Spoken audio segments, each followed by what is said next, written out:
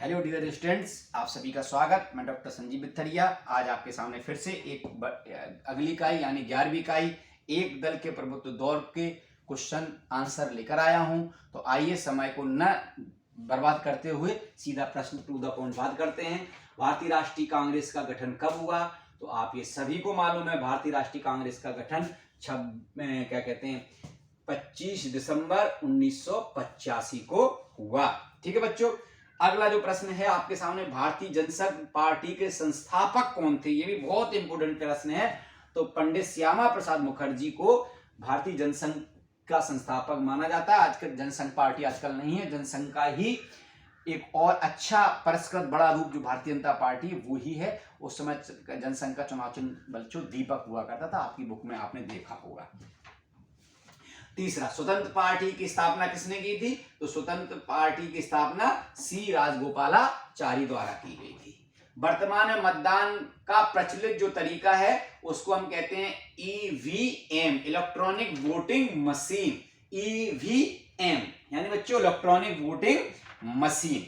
और देश के पहले शिक्षा मंत्री कौन थे? तो मौलाना अबुल कलाम आजाद बच्चों देश के पहले शिक्षा मंत्री थे। आइए अब हम सत्य सत्य पर बच्चों चर्चा करते हैं। तो सत्य सत्य पे मीनू मसानी स्वतंत्र पार्टी के थे, ये बिल्कुल सत्य है बच्चों।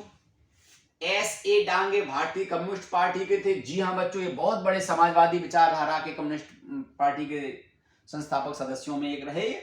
विद्यार्थी परिषद एक राजनीतिक दल है, ठीक है बच्चों। तो विद्यार्थी परिषद एक राजनीतिक दल नहीं है, एक ये असत्य हो जाएगा बच्चों, ठीक है ना।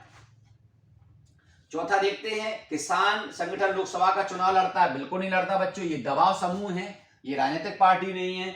और मीरा कुमार भारत की प्रधानमंत्री थी, ये बच्चों सत्य, मीरा कुमार भारत की प्रधानमंत्री नहीं रही कभी। चलो अगला प्रश्न करते हैं हम, तैयार। भारत के पहले चुनाव आयुक्त का नाम तो आप सबको पता है, सुकुमार सेन भारत के पहले चुनाव आयुक्त थे। सुकुमार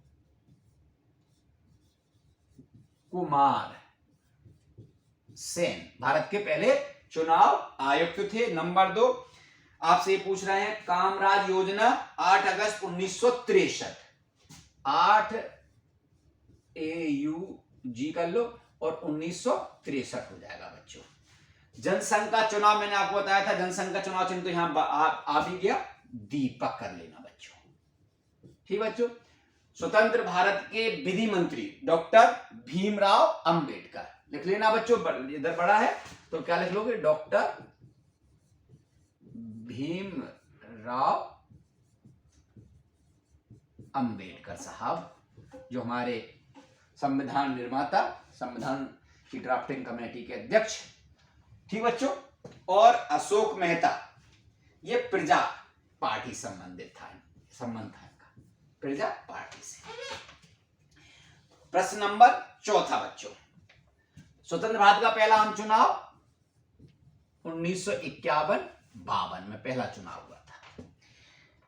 एक दलीय प्रभुत्व से तात्पर्य बहुत सिंपल है, एक दल की प्रधानता हो, एक दल ही सत्ता में रहे, ठीक है ना। दूसरा, अगला प्रश्न, भारत में चुनाव का दायित्व कौन निर्वहन करता है? चुनाव आयोग स्वतंत्र निकाय बना हुआ है इसके लिए बच्चों, तो इसमें चुनाव आयोग कर लेना। 5 मान्यता प्राप्त राजनीतिक दलों के चुनाव चिन्ह बताइए। तो यहां जैसे भारतीय जनता पार्टी है, कमल कर लो, कांग्रेस है, हाथ का पंजा कर लो, बहुजन समाज पार्टी है, हाथी कर लो, राष्ट्रवादी कांग्रेस पार्टी है, घड़ी कर लो, है ना। ऐसे कोई भी ये 5 हो जाएंगे इसमें आपके। और भी है, समाजवादी पार्टी है, साइकिल कर लो, बहुत सारे हैं। आम आदमी पार्टी है, झाड़ू कर लो, ठीक। और गुट निरपेक्षता की नीति क्या है? गुट निरपेक्षता की नीति असंलग्नता की नीति, मतलब हम किसी भी गुट में शामिल नहीं होंगे। जब आपने पढ़ा था विश्व में द्वितीय विश्व युद्ध के बाद द्विध्रुवी व्यवस्था बच्चों चल रही थी, उस द्विध्रुवी व्यवस्था में हम किसी भी ध्रुव में शामिल न होकर हम तटस्थ की जो भूमिका निभाते हैं उसको हम गुट निरपेक्ष या संलग्नता की नीति कहा जाता है बच्चों, ठीक बच्चों। अब आ जाओ इसमें सही जोड़ियां। तो सही जोड़ियों में अब पहला गुट निरपेक्ष आंदोलन, तो इसमें बेलग्रेड में हुआ था इसका सम्मेलन बच्चों, तो ये पहला कर लो आप। दूसरा, पंचशील का जो सिद्धांत था वो भारत से संबंध, भाई से भारत और चीन से संबंधित था पंचशील का सिद्धांत। दूसरे का डी, तो इसमें भारत है तो इसमें ये डी कर लो, इसमें भैया डी कर लो। तीसरा भारतीय जनता पार्टी, तो भारतीय जनता पार्टी, भारतीय जनता पार्टी।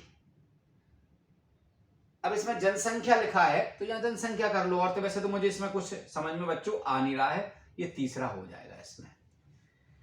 चौथे का बी, दल बदल विधेयक, ये भी भारत में, ये बी कर लो भैया, इसको चौथा कर लो इसको। और पांचवा किसान सभा, ये दबाव समूह है, इसमें कोई दो मत नहीं है, इसमें हम चर्चा आपसे करने वाले हैं। ये थोड़ा सही जोड़ियां बच्चों सही नहीं है, आप इसमें जाओ नहीं, ये जोड़ियां सही नहीं है। आप क्वेश्चन पर बात करते हैं सीधा। आइए, पहला क्वेश्चन है समाजवादी पार्टी के क्या सिद्धांत हैं। तो समाजवादी पार्टी के सिद्धांत के बारे में टू द पॉइंट, क्योंकि 2 नंबर के आने वाले बच्चों, उसमें ज्यादा नहीं देना है।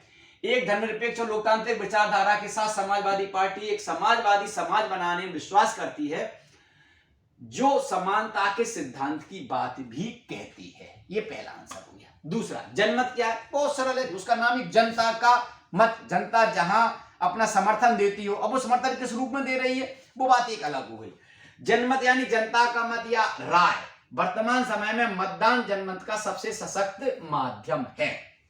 दबाव समूह, तो ये भी बहुत इंपॉर्टेंट है। ऐसे समूह जो राजनीति में भाग नहीं लेते, ठीक है ना बच्चों, ऐसे समूह जो राजनीति में भाग नहीं लेते या राजनीतिक संगठन नहीं होते, परंतु अपने उद्देश्यों की प्राप्ति के लिए नीति निर्माताओं को प्रभावित करते हैं, जैसे किसान यूनियन है, रेलवे यूनियन है, अन्य यूनियन बहुत सारी आप जानते हो बच्चों, है ना। चौथा प्रश्न है सत्ता दल के कार्य की। बहुत सरल कार्य है, कानून बनाना। संपूर्ण देश में कानून बनाने का काम कौन करता है? सत्ता पक्षी करता है बच्चों। और सत्ता पक्ष की, और दूसरा है देश के नागरिकों की बाह्य एवं आंतरिक सुरक्षा करना, ये भी दूसरा इंपॉर्टेंट काम है। इसी के ठीक उल्टा उन्होंने लिखा है विपक्ष की क्या भूमिका है, तो सरकार की गलत नीतियों को उजागर करना पहली नीति है या काम है उनका, और सत्ता पक्ष की मनमानी नीतियों पर रोक लगाना, ठीक है। जनता की के समक्ष जो मुद्दे हैं उनके लिए सत्ता पक्ष से रचनात्मक लड़ाई लड़ना, यह भी अगला काम हो सकता है बच्चों। भारत एक बहुदलीय व्यवस्था वाला देश है। कौन सा? भारत की बहुदलीय व्यवस्था से आशा लिखिए। तो भारत एक बहुदलीय व्यवस्था वाला देश है, अर्थात यहां सत्ता प्राप्त करने के लिए होड़ प्रतिस्पर्धा 2 दलों से ज्यादा हो, वह बहुदलीय व्यवस्था होती है, बहुदलीय व्यवस्था कहलाती है।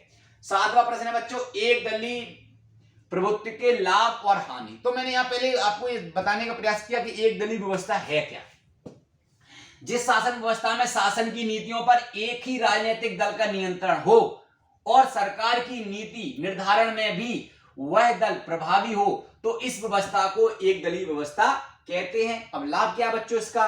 एक दलीय शासन व्यवस्था में नीति निर्माण एक दल ही द्वारा करने से नीतियों में स्थायित्व की संभावना अधिक होती है, वह प्रशासन में कुशलता पाई जाती है। इसका हानि भी बहुत जबरदस्त है बच्चों। एक दलीय शासन व्यवस्था में प्रतिस्पर्धा नहीं होने से प्रगतिशील विचारों तथा लोकतांत्रिक उदारवाद के लिए स्थान कम रह जाता है। जनता के पास कोई ऑप्शन ही नहीं है और उनको ही पता है कि जो भी करना मुझे ही है, तो वो कुछ नया नहीं करेंगे, वो ऐसा नहीं करेंगे जिससे उनको उनके शासन को खतरा हो, और तथा यह व्यवस्था स्वतंत्रता विरोधी भी हो जाती है, क्योंकि यह व्यवस्था इसलिए क्योंकि उनका किसी से विपक्ष हो तो चलो उन पर दबाव रहता है, विपक्ष तो है ही नहीं बच्चों। चाइना में देखिए आप मानवाधिकारों की धज्जियां उड़ाई जाती हैं, वो एक दलीय व्यवस्था का ही सबसे बड़ा उदाहरण चाइना है बच्चों। और आखिरी है दल बदल विधेयक किसे कहते हैं बच्चों। क्या होता है भारत देश में कि शुरुआत में संविधान मतलब दल बदल विधेयक नहीं थे, बहुत सारे जनप्रतिनिधि जीत के आए दूसरे दल में चले गए स्वार्थ के लिए, तो सरकार ने पहले उस पर रोक लगाई, ठीक है ना, 1985 में। फिर उसको और ज्यादा अच्छे से पंडित अटल बिहारी वाजपेयी गवर्नमेंट ने 2003 में इस पर एक बहुत अच्छा कानून लेकर आए। भारतीय लोकतांत्रिक व्यवस्था में एक बड़ा दोष दल बदल है, जिस पर अंकुश लगाने के लिए पहले 1985 और फिर 2003 में व्यवस्था की गई। इस विधेयक के अनुसार यदि कोई निर्वाचित सदस्य अपने दल को छोड़कर किसी दूसरे दल में सम्मिलित होता है तो उसकी सदस्यता तत्काल समाप्त हो जाएगी, परंतु कब नहीं होगी समाप्त? किसी दल के 2/3 सदस्य एक साथ पार्टी छोड़ते हैं तो उन पर यह नियम लागू नहीं होगा। ठीक है बच्चों, तो आज आपकी इकाई हुई, अगली इकाई के साथ मैं आऊंगा, तब तक पढ़ते रहिए। परीक्षा के लिए आपको बहुत सारी शुभकामनाएं। जय हिंद, जय भारत।